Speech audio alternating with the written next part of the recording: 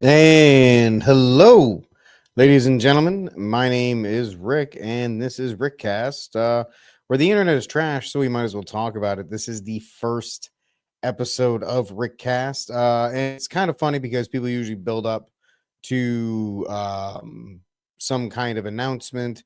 Some people build up to all kinds of things. I really didn't do any of that, so we are a very quiet initial episode, which I'm fine with. If you are going to discover this thing at some point, if you like, subscribe, share, and hit the notification bell and let me know what you're doing as we get this show set up. No reason to have the armed Catholic there because this doesn't have anything to do with it. So, in tonight's episode, which is the first of its kind here, the idea behind the show is to have some kind of bridge between 6 o'clock and or 7 o'clock to all the major shows after, and we'll see if that works. This is kind of uh, the latest attempt I'm having here to try and have some kind of consistent show. I tried to do something with a daily mag dump a while back and foolishly didn't continue with that. So I'm trying to rebrand it. I don't think a daily gun content show specifically focused on that was a good idea. But if you're familiar with my work on the Bear Brief, then back when I was on the Crusade channel, uh, this is going to be more in line with that. It's going to be more of a politics variety type show where we're going to kind of hit the main issues of the day to try and catch you up if you didn't catch any of it. And let me know what you think at any point. If you like the program, like, subscribe, share, hit that notification bell. Drop me a comment in the chat if you'd like. Let me know what you like and what you don't like. That's always helpful. As long as you're not like it sucks, because that doesn't help. Just telling me it sucks doesn't help. You got to tell me what you'd like to see me do and what you'd like me to improve on, so that way I can make a better show for you. Because the goal is to have a place to come for probably an hour just to kind of touch base and see what's going on as the rest of the world kind of slows down, and maybe you're on your drive home, maybe you're at the gym right now. If you're at the gym and you're listening to me, I don't know what you're doing, but I appreciate it.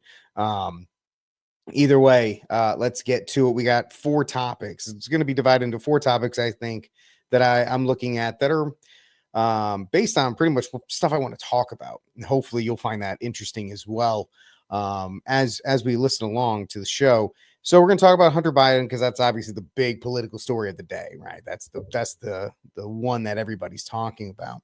And then after that, we have, depending on that, we're going to either talk about, because I am going to talk about guns a little bit. We have a segment dedicated to suppressors and the fact that suppressors actually may have a chance to get through this time around. I actually think that's a good idea.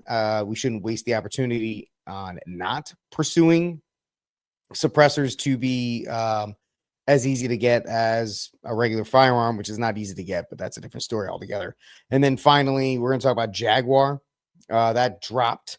Not the actual commercial, because a commercial is a commercial, and you have MBA students who have no idea what the hell they're doing because they've been indoctrinated with woke nonsense for the last 2 or 3 years whenever they're in their little MBA school. And then they come out with these stupid ideas. So you're going to get commercials like the Jaguar commercial where like people are dancing around and finger painting and stuff like that because they don't know any better, because these colleges are disconnected from your everyday life. I actually want to talk about the fact that Jaguar has forced itself into this position, and we've really seen that with the potential unveiling. Nobody knows if these are real or not. The concept car that they're going to be displaying, I believe it's at the Miami Auto Show very soon, is a reflection of the confusion that Jaguar has as a brand. And we're actually starting to see that along a lot of other brands as well. As we become more of a conglomerate society, we become more of a society that has less style and is more along the lines of just trying to keep itself, whatever everybody else is doing, in this safe zone. Everything is in a bubble of safety in our current context, right? Whether it's health or whether it's food or whether it's clothing or whether it's music, there's a lot of lifelessness and there's a lot of sterile sameness. And It's a complete opposite of car cultures, all even as late as the 90s, where you still had car companies that were doing different things with their brands and you had different tiers. And of course, when Ford and Chevy and all these companies started to gobble them up into these product lines to try and make them different with their verticals, they ruined these brands. Think about this. Anybody who's old enough to know the car company Saab. The car company Saab used to be such a unique brand, and now it's just gone. It doesn't even exist anymore. Now, don't get me wrong. Saab owners were kind of snobby. They were like the old school like the modern BMW drivers are the worst people on the planet. Um, but Saab drivers were that bad. In fact, they were worse. But that brand doesn't exist anymore because it was destroyed, I think, by GM. And so when a company like Jaguar gets out, because Jaguar was under the Ford umbrella for a while, then it finds itself not really having an identity, because does it go back to being the British luxury automaker? Even though it was under Ford, it lost that luxury tinge to it. It kind of became the same thing as a Taurus, because those companies are stupid enough to kind of use different parts. Think about it. There's a car called the Plymouth Prowler. So if you don't know what it is, Google Plymouth Prowler. It's this awesome looking street car. It was back in the early 2000s when they were doing the retro designs of like the PT Cruiser and the Chevy HHR and all these other things. The problem is the Prowler looked like a super fast street car, but they shoved in a bunch of Chrysler parts and it looked like garbage. So it didn't take off. And that's really where like the auto industry died, when all these car companies kind of fell under the same umbrella companies and corporations. So that's why we're going to talk about in a little bit how Jaguar has found itself really trying to find a new niche, and we'll talk about that. And that's why they're doing the bold, like, finger painting with pink colors, and now their car, which looks like something Big Boy from Dick Tracy would absolutely love, but we'll get to that in a moment. And then finally, I'll do a little bit of box office report. I don't think I'll be doing a lot of film reviews and stuff like that based on my time schedule and other jobs and things, but I will tell you that I do like talking about the box office because, as a movie guy, as a person whose first job was in a movie theater for 5 years and fell in love with films, you still like to see where the industry trends are going with that as well. I think that'll be and that's our 4 topics for today.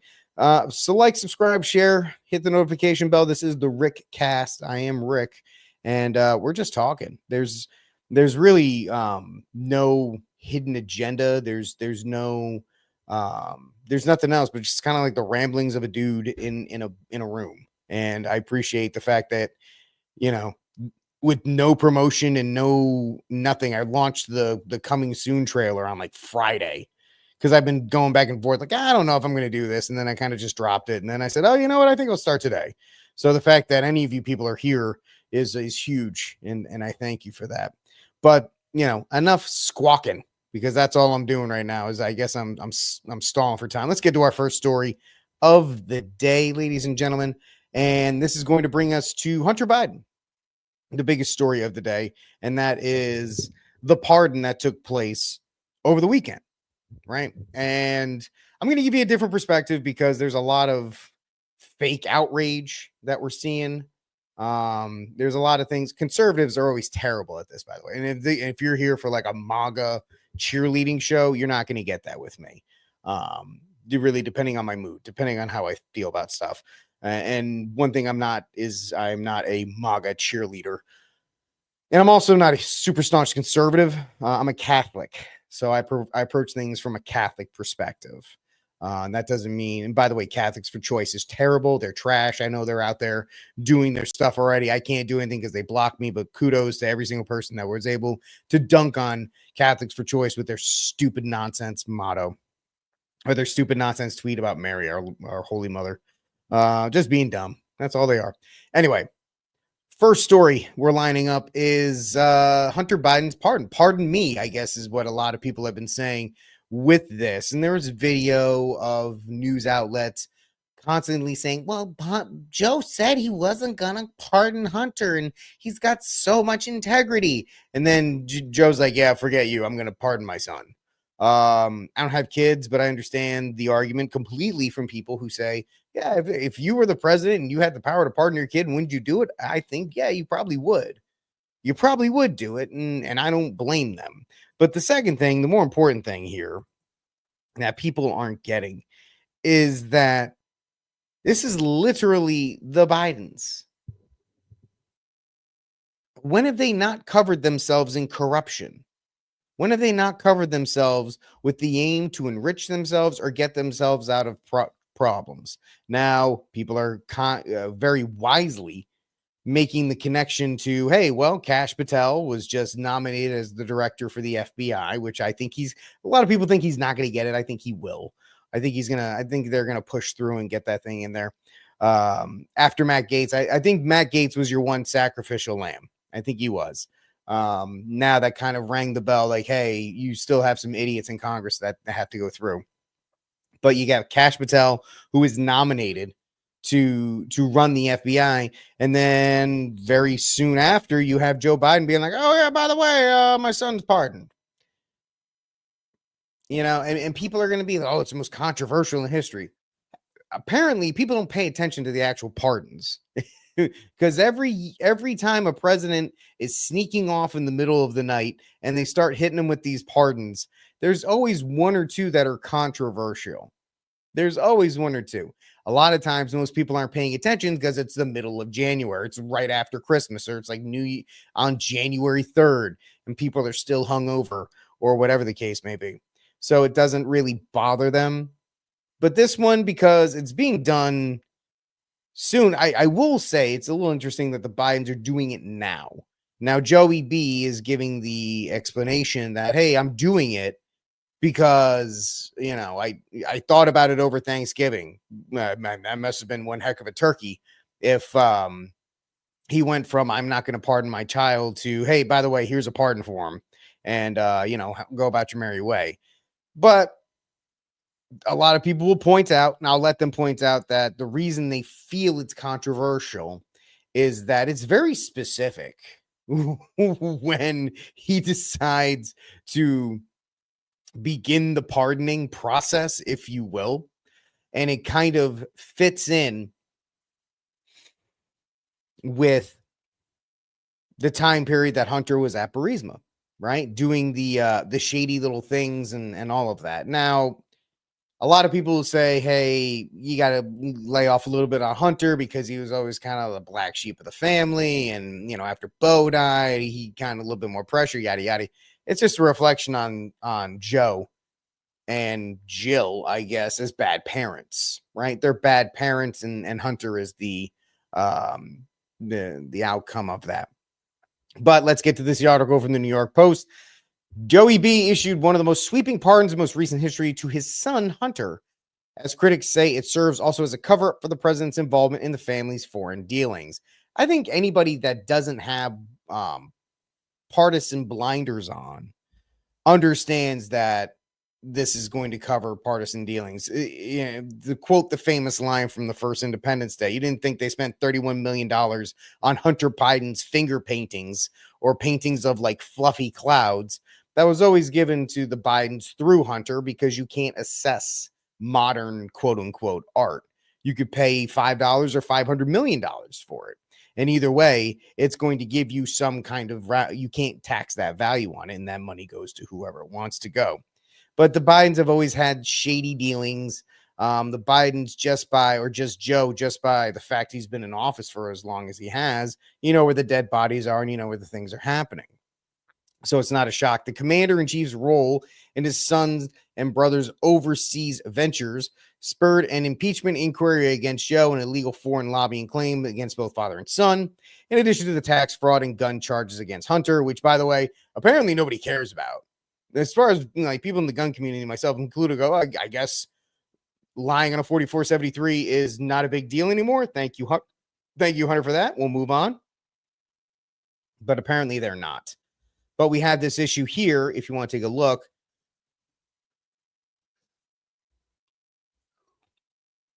There we go, coming back in. The pardon is one of the most controversial in U.S. history, even fellow Democrats blasting it, making alongside Bill Clinton's pardon of fugitive donor Mark Wright.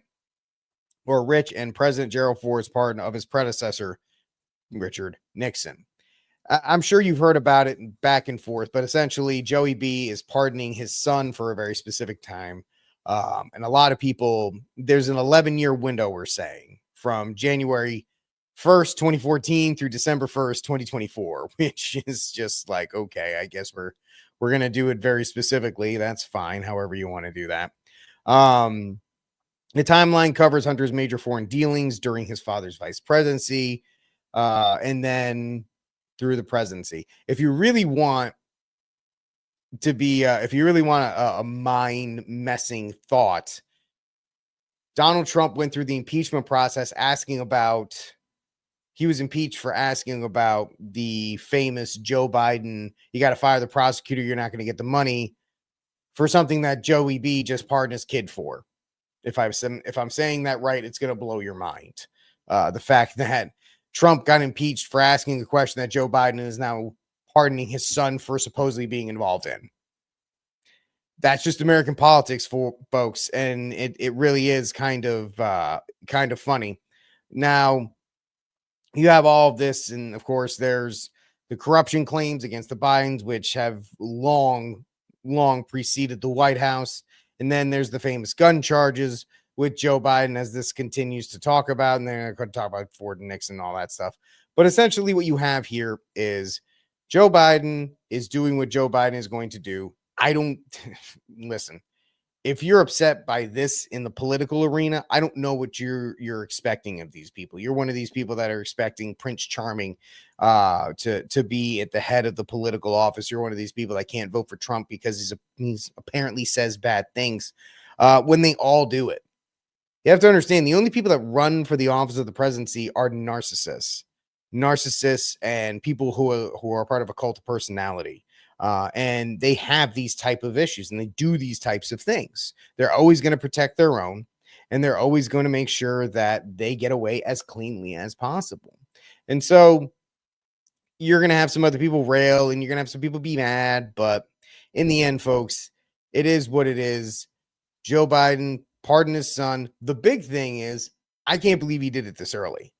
Maybe I don't know why they felt they had to get this pardon out there, because Kash Patel, even if he is going to be, when he does assume the position of the director of the FBI, that's not going to be until 2025, and Joe Biden's not going to be in office anymore. So I don't know why they felt. That's the question I think we really need to ask is, why is this pardon being put out this soon? If you have a good idea about it, you want to let me know in the comment section down below, please do so. I'd love to hear what you have to say about that, because I think it's actually a pretty interesting thing. And that's really the question I'm trying to get into, is why now? All right, let's get to our second story of the day here in the Rickcast. I'm Rick, and this is just me talking. I appreciate you guys hanging out with me. Like, subscribe, share, hit the notification bell if you're watching on the X. Hit me with that retweet. It would be greatly appreciated to do so. By the way, big negative. I know everybody loves Elon Musk right now because he helped Trump win. Big negative. You can't stream.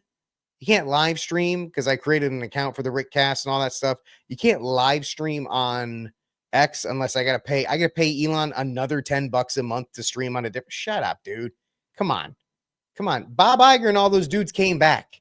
They all came back to advertise. You can't let me stream on there, you dummy. Whatever. By the way, the whole get paid on X thing is just a crock.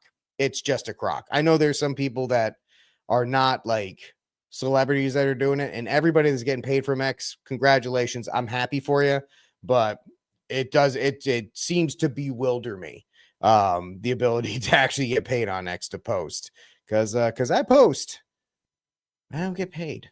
And I think that's one of life's great mysteries, and you don't care about that. You want to hear this next story. Let's get to this next story here, folks. Here on the Rickcast, major medical group endorses firearm silencers to prevent hearing loss. Now, of course, they're called suppressors, and I don't want to be that guy, but it is. It's from Stephen Gonkowski of the reload.com. This is, a little of an older story, but I definitely wanted to get this one in because I want to get this into the news, my regular news coverage, actually talking a little bit about guns, and then we'll talk about Jaguar, and then we'll talk about box office, and that should be it for the show. So sound suppressors, often called silencers, help protect gun owners' hearing. That's the conclusion of one of the largest ear doctor organizations. More than 13,000 members reached this month. The American Academy of Oncology, I'm not known for saying things, head and neck surgery, or the AAO-HNS, offered a position statement backing the use of noise-reducing devices. It pointed to 3 different studies and found that suppressors help prevent hearing loss. Now, you're going to find, interestingly enough, in Europe, of all places, suppressors are actually, they're not looked at some kind of dangerous thing because all our politicians are too stupid and they get their gun knowledge from James Bond movies. In Europe, they almost require you to have suppressors on there for the good of your neighbor. They're very easy to acquire out there in socialist Europe, unlike here in free America. But now we're seeing that, and we have a House, a Senate, and the executive that hold all 3 branches that are supposedly in a political party that favors the God-given right to keep and bear arms, even though you're starting to see it being staffed with people that don't, i.e. Tulsi Gabbard, and more especially Pam Bondi, Trump's type for the Attorney General. When I say Trump's type, I think you understand what I mean. But this is something important. Sound suppressors are mechanical devices attached to the barrel of a firearm designed to reduce harmful noise of firearms at its source, the group statement reads. The CDC research has shown that only potential effective noise control method to reduce shooters' noise exposure from gunfire is through the use of noise suppressors that can be attached to the end of the gun barrel. Suppressors reduce the muzzle blast by up to 30 decibels. Now, if you've ever been around a gun when it's gone off without hearing protection, you understand how valuable this actually can be.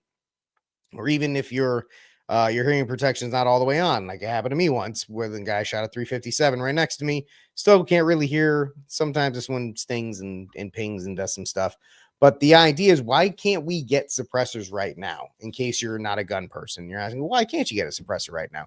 It's because they're too busy promoting the idea that if you have a suppressor, that it's going to turn it into a mosquito fart, where you see in the movies and it's like pew, pew, pew, pew.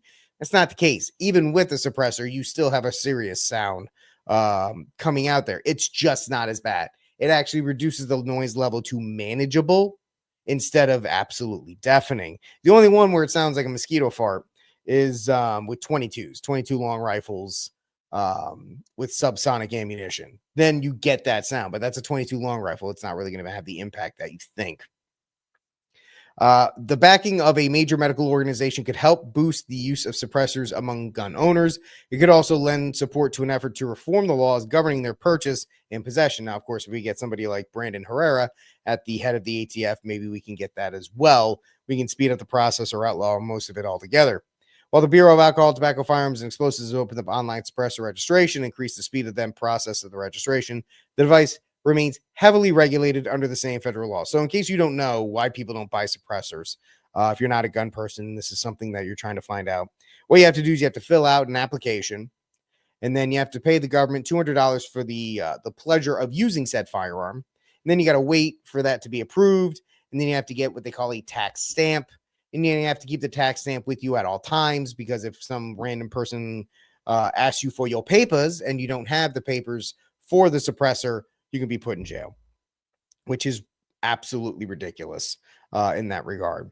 So reform is what Dr. Timothy Wheeler was hoping for when he proposed the statement alongside 6 colleagues. Wheeler, board certified octogenarius. That's not the word, but you know what I'm saying. And AAOHNS Life Fellow is also the founder of Doctors for Responsible Gun Ownership. He says he hopes the AAO-HNS adoption of the statement leads to a different approach to gun owners at major medical organizations. The reason why most people don't want suppressors is because it takes too long to get them. It's too much. It's a waste of time. You shouldn't have to pay the federal government $200 more for the honor of using it when it is your God-given right in there. There's nothing that gives the federal government any reason to restrict the access to them. And hopefully we'll see in this term if we can get somebody more friendly to suppressors, maybe with this legislation. That's why, and I know people aren't popular with it or don't like my idea behind it, but the idea of national reciprocity or national concealed carry is a stupid waste of the mandate that's given for gun owners. It's an absolute waste that you'll lose. What do I mean real quick? If they do a national concealed carry thing or a national reciprocity thing, the blue states aren't going to honor it. They're not going to honor it. And you're good if you go into California with my gun permit type of nonsense, they're going to arrest you and you're going to have to fight it out in court. So it's stupid. You'd better off getting suppressors off the NFA or making it virtually, taking away all the restrictions around it to making it easier for you to get them. That is what I believe is more important. So they continue to talk about the ideas of all of this, but we'll finish up by saying suppressors deliberately reduce the impact or impulse noise exposure of a gunshot by about 30 decibels. So, when we just keep saying that over and over again, that's all we really need to say. There's nothing to do with gun politics. If you oppose making this useful firearm accessory available to people who can benefit from it, then you're opposing protecting them from hearing loss. That's all it is. It is a tool to reduce hearing loss. But of course, most of the public doesn't understand firearms, and that's fine. You don't have to understand firearms. I think most of the public doesn't understand cars or, or football or any of these other kinds of things. It's not a negative to them.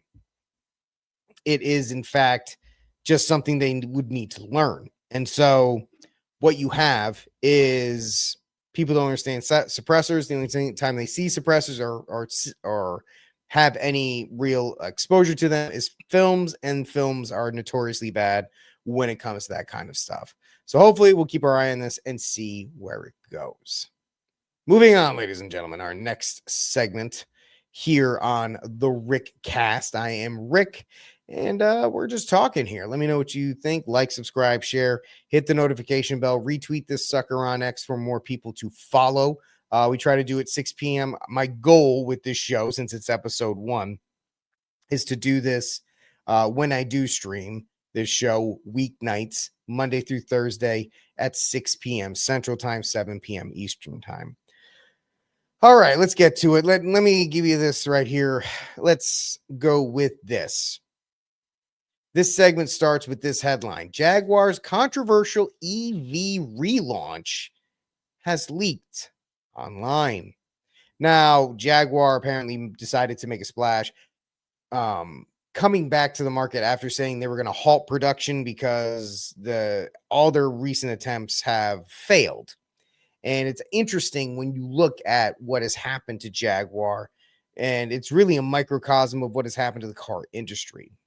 I explained it a little bit more in the beginning of the show that a lot of these car companies were at one time in the 50s, 60s, 70s, even into the 80s, they're independent companies and they were allowed to experiment. You had great experimentation. You had every kind of car company had their own identity.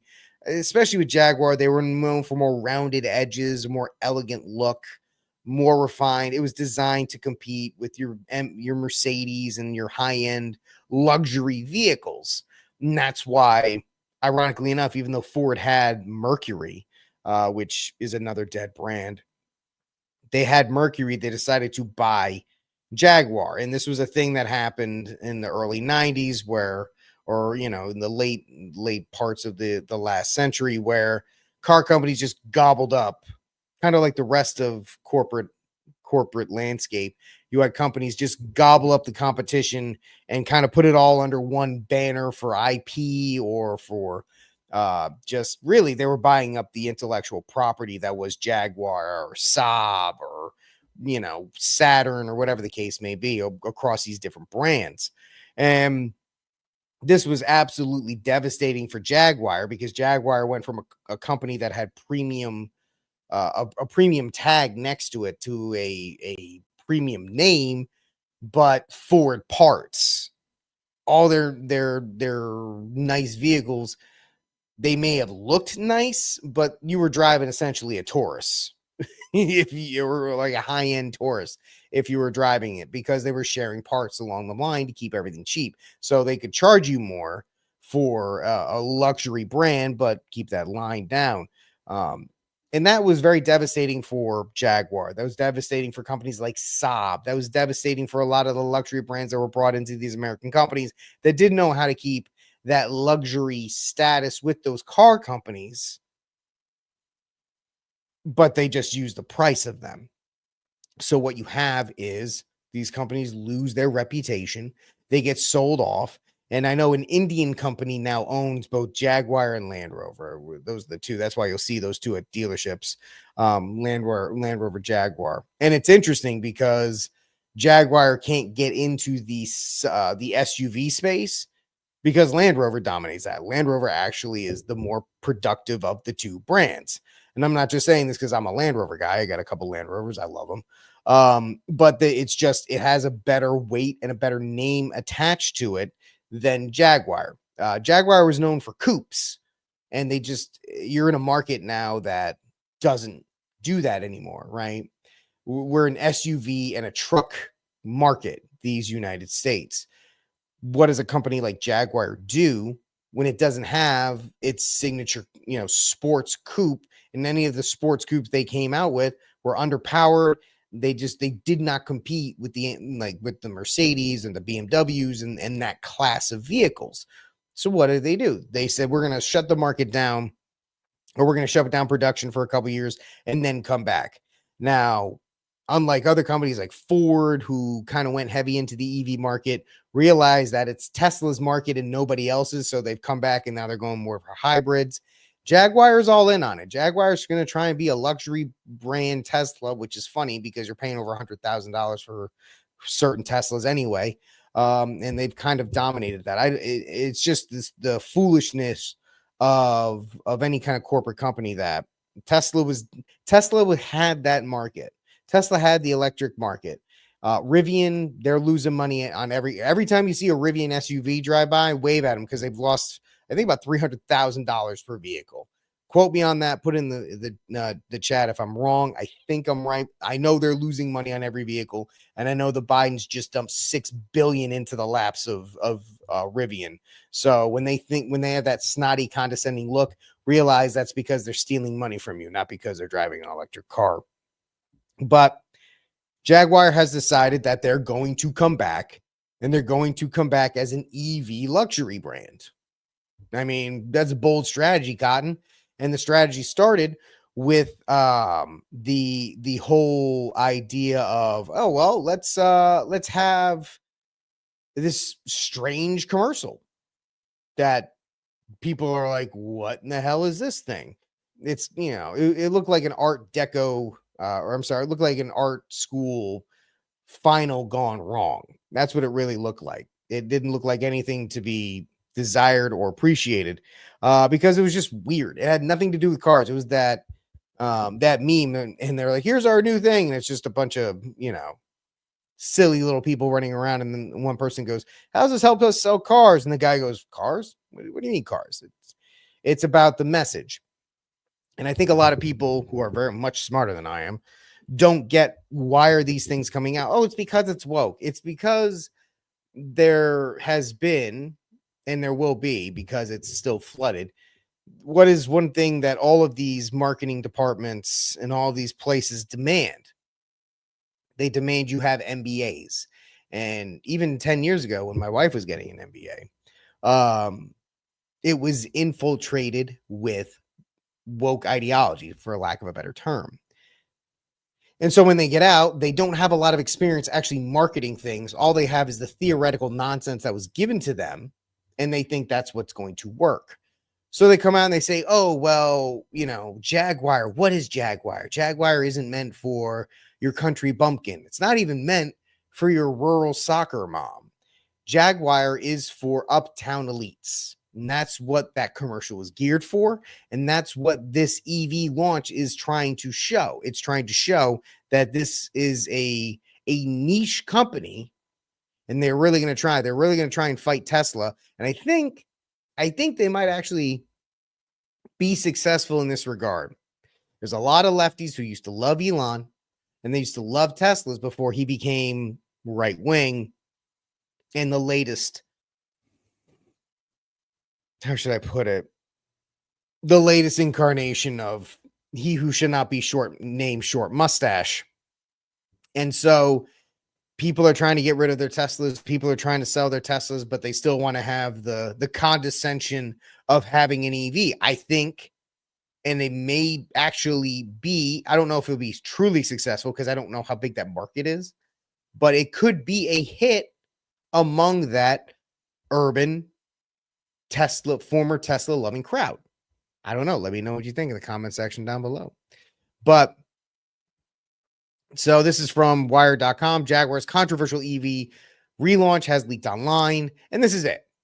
You saw it in the thumbnail, so it's not like I'm hiding anything. Take a good look at that sucker, right? It really looks like an Art Deco 1920s concept car. If this is what they're going to put out for production, I'd say good for them. I'm not going to be here and tell you, oh, this is terrible. Look at how much these losers. I actually think this actually could be a hit among that group of people that really liked Teslas before Elon Musk became the bad guy.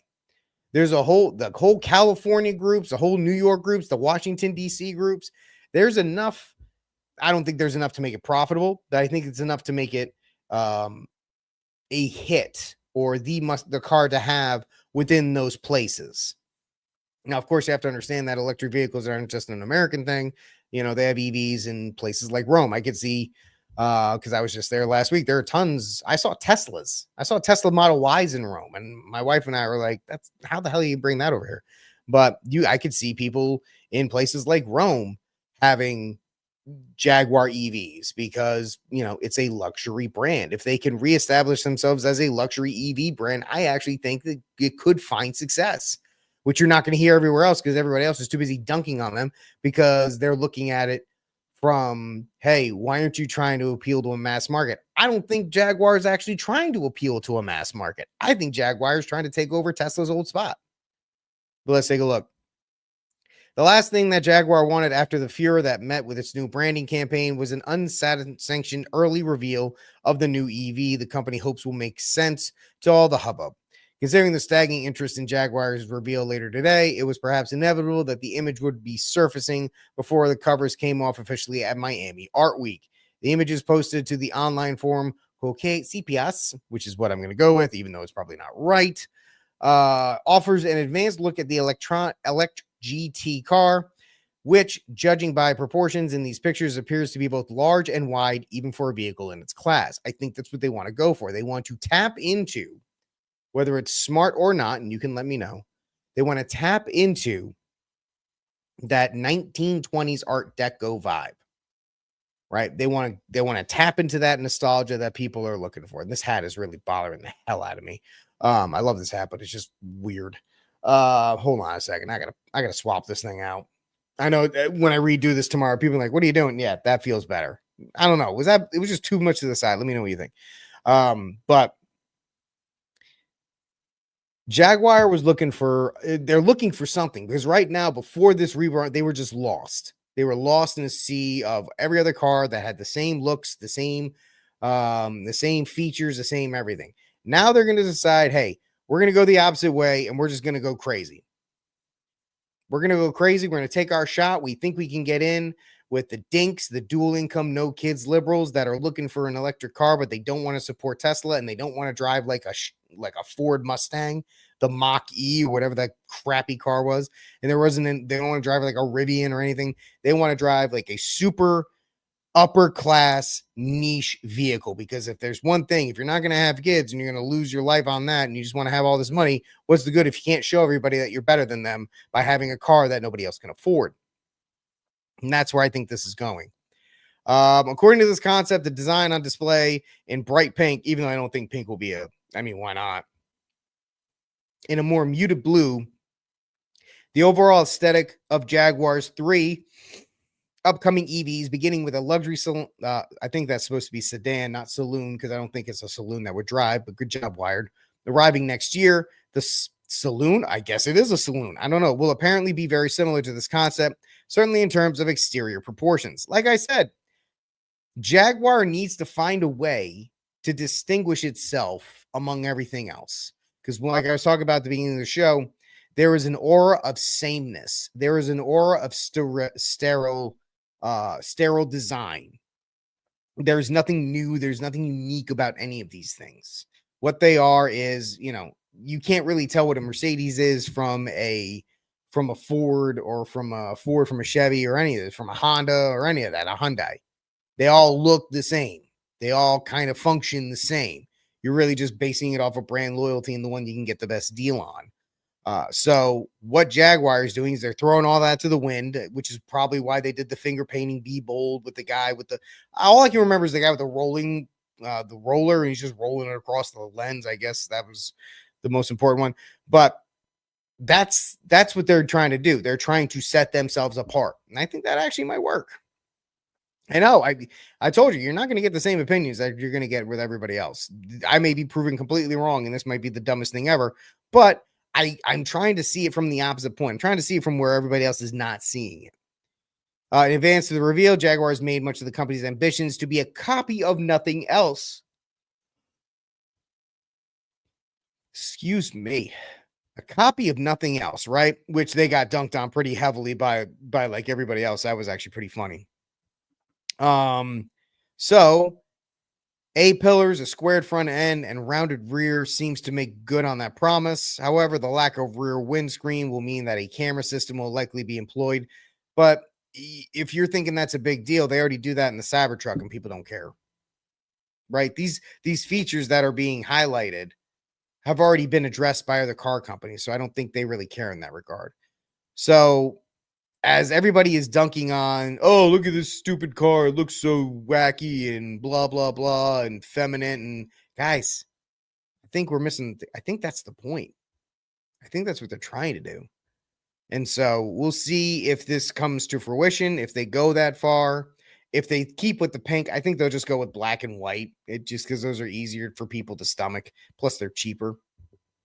But I think this is a deliberate choice on the part of the people at Jaguar to distinguish themselves from the rest of the field and to try and fill that slot that has been left by Tesla going to a more broad-based appeal. Tesla was doing great among liberals when it was kind of like its own thing. And I think I believe Jaguar is saying, hey, you know what? There's a spot there. There's potential there where we can get in and make our name for ourselves where Tesla was. Maybe it'll work for them. At this point, if you're Tesla, why not try it? I'm sorry, if you're Jaguar, why not try it? Because nothing else worked at that point. All right, ladies and gentlemen, last story of this first episode of the Rickcast. I'm Rick, and we are just talking. And so, like I said, this is pretty much the format of the show. If, we can continue it or not continue it as long as you want with comments or whatever else you'd like to drop in there. Let me know what you are thinking in regards to how you think the show is going. So once again, I appreciate all of you guys hanging out with me. I say that I'm not even trying to be crazy here. With no promotion and nothing else, I got 36 people hanging out with me. I'm taking that as an absolute win. So hopefully you guys will come back tomorrow night and you're not scared off. And I'll have a better hat the whole time. I really like that hat, but I don't know. Maybe I'll just keep this one. Anyway, let's get to some box office stuff. I always like to look at this as a reflection of an industry that I have, even though it hates me, I love, and that's film industry. Weekend box office, Moana 2 sales to a $221 million 5-day debut in the highest grossing Thanksgiving frame of all time. Now, of course, they're not going to make a reference to the fact that inflation makes it that way. Inflation makes it that way, and they're counting all 5 days, which is why people value the Thanksgiving Day block, which was kind of crazy last year when Disney just fell on its face with that stupid film Wish. But you had that, and you had two films that for different reason had some kind of hype behind them. If not hype, at least intrigue, right? I can say at least they had intrigue behind them. And that was Wicked and Gladiator 2. But let's get this real quick. The domestic box office set a new record for the highest earning Thanksgiving weekend with the trifecta of Disney's Moana 2, Universal's Wicked, and Paramount's Gladiator 2, combining for $382 million over the 5-day frame on their own. and eclipsing the 5-day total of 315 million set in 2018. Of course, if you wanted to do an actual seat comparison, how many seat butts were in the seats, 2018 probably would do better, but they never like to talk about that. So let's see. The top 3 movies at the box office claim 75% of all showtimes in the United States, reflecting the tremendous demand generated. They're going to say demand. I'm also going to say there's nothing else. They're going to say, oh, look at the demand that was there. What else were people clamoring for? Right? Beetlejuice 2 is already gone. What other film are they looking for? They're going to try, but of course, is the film industry trying to make it seem like, oh, wow, look at all these people. The overall box office set new records for the highest earning 3-day weekend, combining 271 million to easily surpass the 260. So Moana 2, which is crazy because there's like a Moana live action coming out as well. That's coming out pretty soon, even though that's my show. You didn't want to look at that. I was trying to get this Metacritic up. The reviews on Moana 2 are not great, right? 58%. I like to people like to use Rotten Tomatoes. I don't really care about Rotten Tomatoes. I'm more of a Metacritic kind of guy. I think Metacritic is a better stance for that. But Moana 2 got a 58. That's a little bit that does not bode well for long-term success, but I don't think they really care because they're really just trying to get it out. So it's about average, right? So from what the people I trust, it's a lazy, kind of weak sequel. Then again, this was supposed to be a Disney Plus show that they kind of just cobbled together and like, oh, look, movie. So the fact that it's lazy and not really inspired doesn't shock me. But it is interesting to see that the trend of sequels will continue. And really what this says with these 3 films is that the movie theater experience went from, hey, we're going to, my wife and I, our first couple years of dating, our first years of dating, and then our first couple years of marriage, we just went to the theater and like, hey, what's this film? We would just go see movies because we both love them. And it was a nice thing for us to de-stress from the week, especially down where I live. They have movie taverns where you can get dinner and a movie at the same time. I don't know if they have them where you are, so you can get both of them. And it was a nice way to kind of decompress, watch a film. People don't do that anymore. Movie theaters have become a niche industry. And that's what has happened post-COVID is that people survive on niche industries. And the only way theaters survive is with must-see events, stuff that you have to see in a theater, like a Wicked on the big screen is something that people want to see because they've seen it on Broadway. Gladiator 2, obviously, with the budget and the fact that Ridley Scott is a theater director, that is something people are looking for. And so all of these movies become that. So Moana 2 got a 58 out of that. Wicked, which doesn't surprise me because the audience that went to see it are going to probably give it a pretty decent praise, even though, I'm straight, so I don't really care about Wicked. My wife loves it, but I have no designs to see this film. I've seen the play, I've seen the musical because my wife loves musicals and I love my wife, so I go with them and it's a fun experience, whatever. She enjoys it and I enjoy going, with that. But the film, I have no ambitions to wanting to see this, and it's one of these films that has enough of a following that it could generate this. Now, it's not going to have any legs overseas, unlike Moana 2 and Gladiator, which will have some kind of legs outside of the United States. Once its run is done here in the US, it's done for sure. But this 73 means that it will have a pretty good run, probably into January. It's going to make its money back, which is A, surprising because it's a part 1, and B, it's 3 hours long, which is another reason why I have no desire to see this film because no, I'm not doing that. But not a shock there that it got a 73 because the people that went to see it are the people that really were, unless they completely messed that thing up, which it looks like they didn't, even though the film looks bland and like most modern films, it just looks like it's shot through the same filter. It's crazy enough. I saw this on X. Somebody posted this that, Tropic Thunder is more colorful. I was actually watching The Mummy Returns last night because it was on YouTube and it was included in my premium subscription because I love YouTube Premium. The Mummy Returns has a better color palette than a movie like Wicked, and it's terrible how absolutely god awful modern films look today. Speaking of which, you have Gladiator 2, which was a big deal because of the production budget and the fact that why are we making a sequel 25 years after the first one? And apparently it's so good that Ridley Scott wants to make a third one. Okay, I guess. But this, I mean, it does get over in Metacritic's. It's not an advanced system. 50 is average. Anything over 50 is generally favorable. Anything under 50 is generally looked at as not favorable. But it's coming off a 64. But the user score is about a 50. It's a little bit less than Moana. So how good will the legs be on it? I don't know. I don't think it will. It'll probably survive to the end of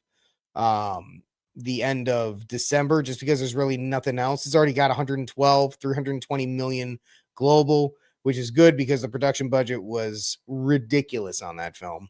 I don't know why they have to be that expensive, but they are what they are. So as of this point, it's made 320 million globally, which the studio is not making all 320 of that back. There's, the theaters and then different distributors and so forth, but it's doing well enough that Ridley Scott is talking about making a third one. But it's interesting. What I'm gleaning from this is that the theater experience has been distilled down to almost a Broadway-esque type. There's a certain group of people that will go to see Broadway shows. There's a certain group of people that will go see baseball games. There's a certain group of people that will go see movies. And they have to be big time events to get the general public out to them. And so that's why you're seeing revamping of old intellectual property. That's why you're seeing more sequels and reboots and live action adaptations of animated films, because those are the only things that can guarantee, at least in their eyes, guarantee a box office that will suffice, or at least make the companies feel a little bit better about forking over $300-400 million to get these kinds of returns. They're not always guaranteed, but there's at least the promise with them. All right, folks. And that's it for this first episode of the Rick Cast with me, Rick. I hope you guys enjoyed it. And if you like it, please do me a favor, like, subscribe, and share the show with everybody you know on Rumble or on YouTube. If you're catching this post live stream, leave me a comment down below. Let me know what you like, what you agree with, what you didn't agree with. I appreciate everybody hanging out with me. I will talk to you all soon. And actually, I'll talk to you all tomorrow night, 6 p.m. Central Time, 7 p.m. Eastern. See you.